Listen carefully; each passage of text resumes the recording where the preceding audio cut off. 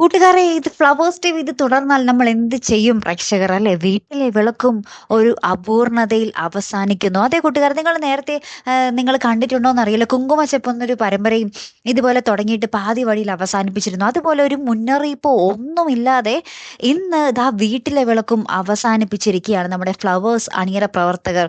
ഇവർ ഇങ്ങനെയാണെങ്കിൽ ഇവരുടെ ഓരോ പരമ്പരകൾ നമ്മൾ പ്രേക്ഷകർ എങ്ങനെ വിശ്വസിച്ച് ഏറ്റെടുക്കും അല്ലെ? ഇപ്പോൾ ദാ കുറച്ച് മുന്നേ നമ്മുടെ പഞ്ചാഗ്നി തീർന്നതേ ഉള്ളൂ അല്ലെ? അതും ഒരു തുടക്കത്തിൽ ഭയങ്കര ഗംഭീരമൊക്കെ ആയിരുന്നു. പകുതിക്ക് വെച്ച് ഇങ്ങനെ തോൽവികൾ തുടങ്ങി. പിന്നെ അടിക്കടി അടിക്കടി അടിക്കടി ഇപ്പൊ ക്ലൈമാക്സ് രംഗങ്ങളില് നമ്മുടെ അനഘയോ ആകാശോ ഒറ്റ മനുഷ്യനും തന്നെ ഉണ്ടായിരുന്നില്ല. അതുപോലെ തന്നെയാണ് നമ്മുടെ ഇപ്പോൾ വീട്ടിലെ വിളക്കും.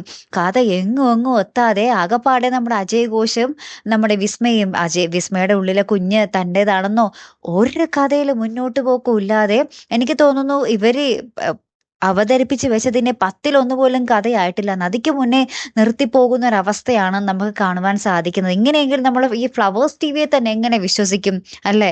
എന്തായാലും നമുക്ക് നോക്കാം. പ്രേക്ഷകരുടെയൊക്കെ ഒരു വിധിയെ വല്ലാത്തൊരു വിധി തന്നെയാണല്ലേ? കാത്തിരുന്ന് തന്നെ കാണും. അപ്പൊ അടുത്തൊരു വീഡിയോയുമായി വരുന്നത് വരയ്ക്കും ഗുഡ് ബൈ.